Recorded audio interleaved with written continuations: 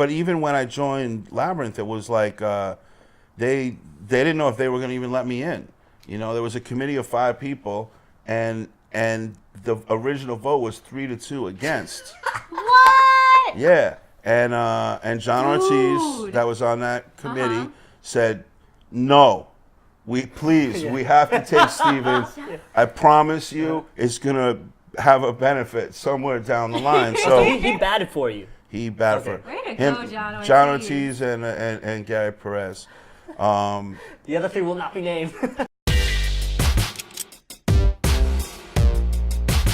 What up, December people? You're watching Regarding, where we talk about fire theater. That is theater spelled with an R-E, the way it should be, because I'm petty. My name is Ray Yamanochi. I'm a playwright. My name is Maria Paz Alegre. I am an artist and a theater critic. Today, we're going to talk about a few shows. One show we're definitely going to recommend. And we're going to talk about 2 other shows that we didn't see. It's the holidays, guys. Give us a break. We're changing the game. We're changing it a little bit. You know, we got lives too. We didn't see, but we're going to see, and we recommend that, you know, you go check it out too. Maybe we'll see you at the theater.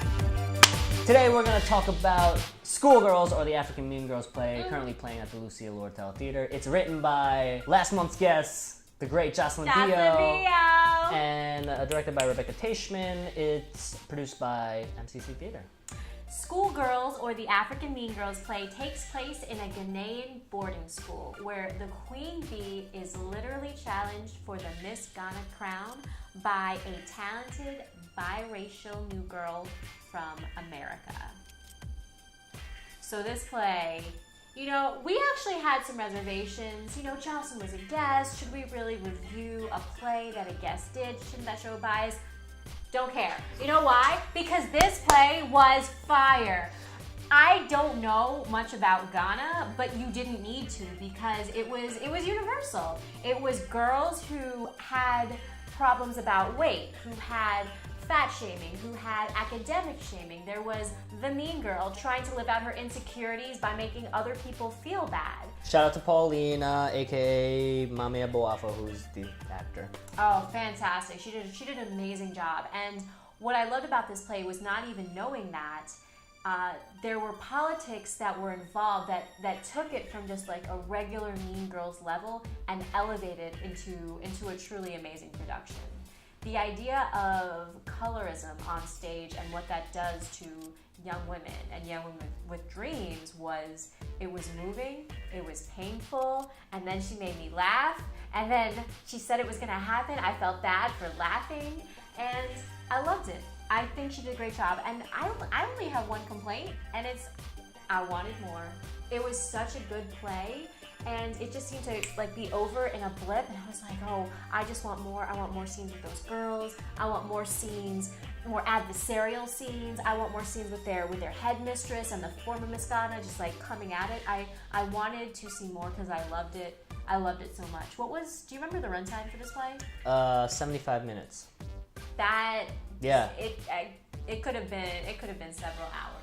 What I really loved about this play is its ability to sort of go from, you know, gut-busting laughter to immediately wanting, you know, just feeling immensely bad for the characters. It's just like comedy and tragedy is balanced so well in this play. Not only are the mean girls, the teenage girls, at each other's throats, but there's an administrative, even higher level of conflict that is sort of mirroring the things that are going on with the teenagers. When it came to those women, what killed me is that it was supposed to be us versus them. They're supposed to be, you know, this country versus the world and trying to show themselves. And then when they turn on each other and try to uplift people just because of the color of their skin, it wasn't us against them, it was us against us. And I love that she brought it, and she had no hesitation about making that honest choice. So go see Schoolgirls. It runs until the end of the month? Yeah, end of the month, December 31st. So, it's got multiple extensions. Do not miss this show. Got multiple extensions. If you really have no excuse to not see this, I mean, you know, we talked about this on the last episode. We're talking about it again. Like, honestly, if you don't fucking see it, it's your fucking fault. Here at Regarding, Maria and I see a bunch of shows every month, but we only talk about shows that we're 100% sure that we want to recommend to you guys. We guarantee that anything we talked about, like Schoolgirls Tonight, is something that is must-see theater. That being said, there's a few shows that we really wanted to see and we're really excited about. We just, didn't have the time to see them, so we got 3 of those for you tonight. Number 1, we got The Wolves by fellow Ars Novian Sarah DeLapp. What's up? 2, we got Today Is My Birthday by Suzan Stanton. That's at the New Ohio. And A Room in India, which is going to be at the Park Avenue Armory. so The Wolves, holiday schedule, we couldn't check it out, but it had a production last year. It was a Pulitzer finalist.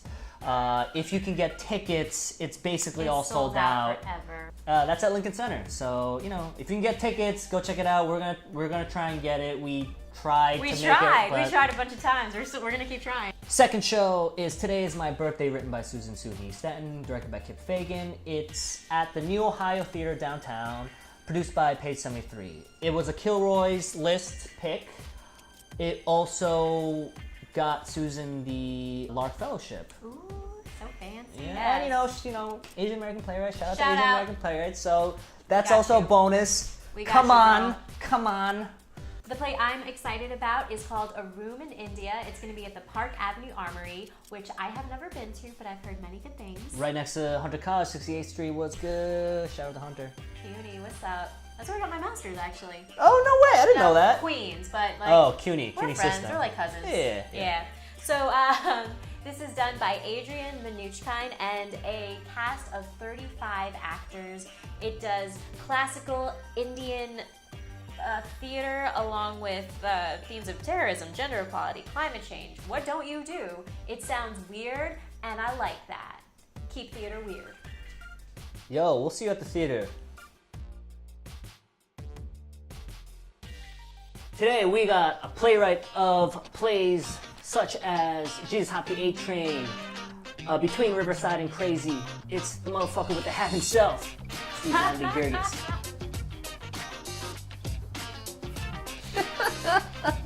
Thank you for doing this. Yeah, my pleasure. My Thank pleasure. you so much. Yeah. And this summer, I didn't get to see it because it was a little too far for me. But you were acting. Acting is like is like the thing that you came in with and something that you love so much. How was it? How was acting this summer? Oh, it was great. It's great. I did a production of American Buffalo with Treat Williams and up in Vermont, and It got some good press too. I heard you did a great job. yeah. Well, I mean, we had 12 rehearsals, 1 tech, 1 preview, and then critics. So it was fast. I did not. You had 12 rehearsals. That was it. Yeah. But it went really great. I mean, I don't know if it went great, but it was great to do. Good for you. no doubt. That's cool. That's the first time you've been on stage in a while, correct? Yeah, 13 years. I was in a play by Brett C. Leonard called Guinea Pig Solo. Oh yeah. Back in 2006 with John Ortiz and some other people. Oh, okay, cool. Yeah, it's been a while. Was that in lab? That was at the Public Theater, but that was with Labyrinth, yeah. How did you go because I believe your first love was acting, correct? Yes. So how did you make that transition into playwriting? Well, it was totally accidental, really. Oh, cool. I started, I got involved with this theater company called Labyrinth, and they allowed me to become a member. And for the first couple of years, we were just like a gym for actors. We weren't a producing entity. But then we decided to try to start producing theater, but no one knew who we were. So if there was a play that we liked, maybe the playwright didn't want to give us the rights. Right. Or if we had the play, the director was like, I don't know if I can cast within the company. So pretty quickly we decided, like, well, let's just do it on our own. So, why don't you direct and you'll produce it and I'll write.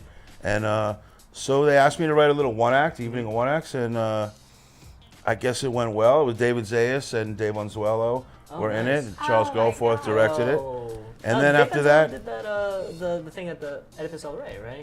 he's in that, yeah, and he did all the fight choreography. the fight. Shout out and- to Dave Onzuelo. yeah, Dave's Fight House.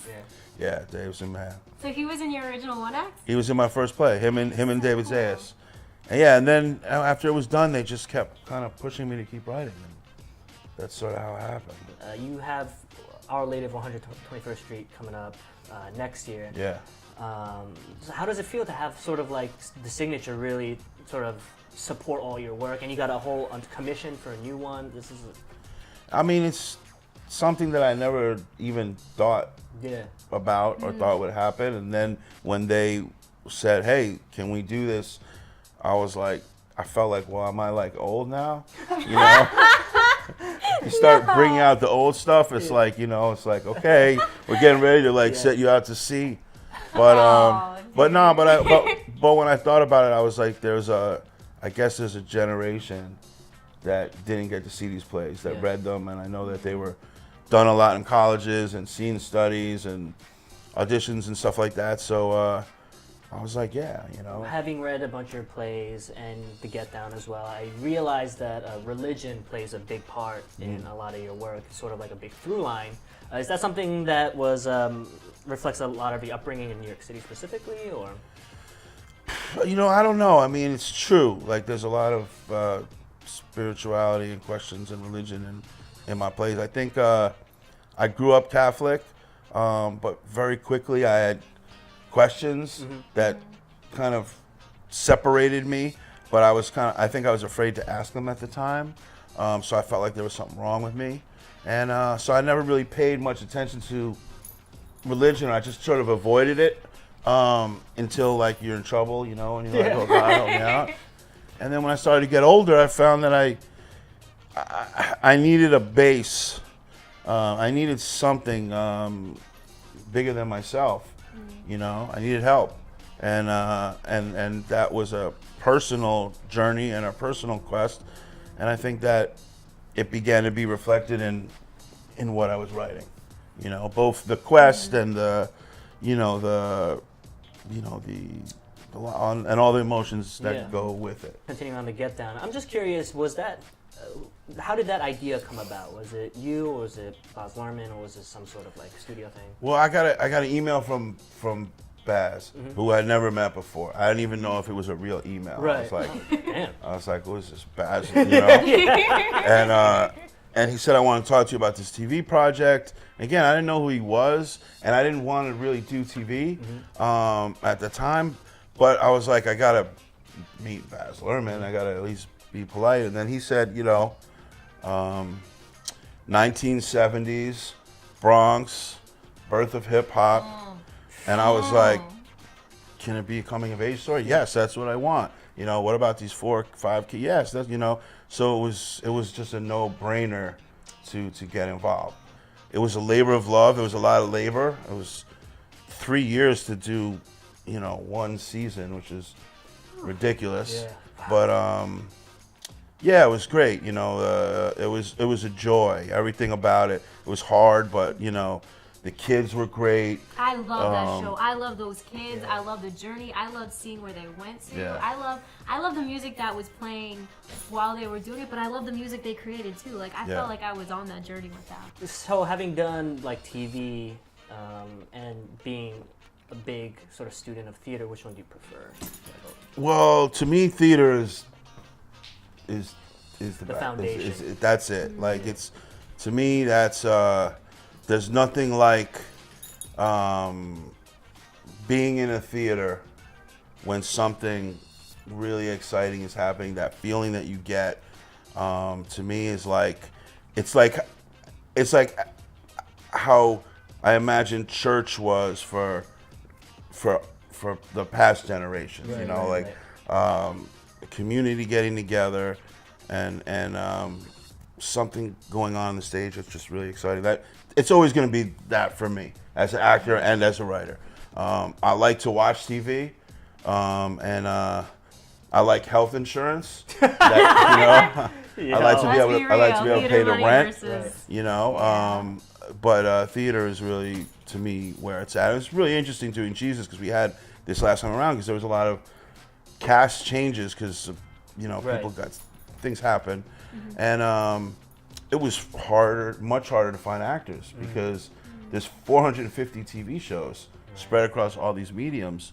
So now it's like a lot of people are unavailable, which is great for people's, you know, to pay their bills and stuff, and great for, I guess, the content of, you know, but it's harder, for theater. So, and I think theater is important. If there are students watching, would you have any advice for them as people that are just starting out in the game? Yeah, sure. I mean, the best way to do it is to do it, and to keep doing it, and find like-minded people, find people who are into what you're into, who like doing what you're doing, and just do it. I mean, nowadays it's so you can get a camera and you can get a YouTube channel, and you can do what you want, and you can still sit down and write a play and write parts for your friends and put it up, and that's really I think where it starts. It's just like you learn as you go, and you find like, oh, maybe I should go to school, maybe I should not go to school. But you got to start by doing it. And you start by finding the people who are doing it, or finding the place where something exciting is happening and going there, And then even if you can't, act right away, maybe you sweep up, or you tear tickets, or you just hang out. Yeah, you can learn. And you learn. All right, so the last thing is the last question. So basically, our show, we recommend great theater to the youth of America. And only theater that we recommend. We never talk about theater that we don't recommend. It's fun sometimes. But Yeah, well, but on camera. yeah. Well, like, I'm also trying to be a playwright, so I don't want to burn bridges over here. But Right. anyway, so that's what we do on our show. If you don't mind, we would like you to recommend. It doesn't have to be a show. It could be anything. Letters to a Young Poet by Rilke is really worth reading. Young playwrights. I'm a big fan of our friend Paola Lázaro. Paola. Shout out to Paola. Yeah, and Branden Jacobs-Jenkins. Oh, the genius. All the people Twice. at the Signature this year. It was crazy to be in the company of Dominique and Suzan Laurie, Edward I love Albee. Dominique. Her plays have been incredible. And I recommend if we're in the arts, you need to find inspiration, and inspiration is everywhere. Well, thank you. Thank you. Thank Thank you you. so much for doing Yeah, this. no, my This pleasure. is crazy. This was so much fun. Featuring. Featuring Poppy. Did he make it on the camera? Oh yeah, he's in camera. Oh, hey, Featuring Poppy. I think he's got a little Indian sauce on his side of his head. So that's our show. Thank you so much to Stephen Adly Guirgis for being our second guest. It was amazing. Thank you so much. He's got a bunch of plays coming up next year at the Signature Theater. He's got Our Lady of 121st Street and a new commissioned play. So go check it out. It's gonna be amazing. Whatever it is, everything he touches, it's filled with love. Don't forget to like and subscribe. We love you. Please, if you want to see an extended interview with Stephen Adly Guirgis, go to our website. retheater.nyc. It's right here. It's right here. Right here. Go It's check it like out. magic. Editing magic.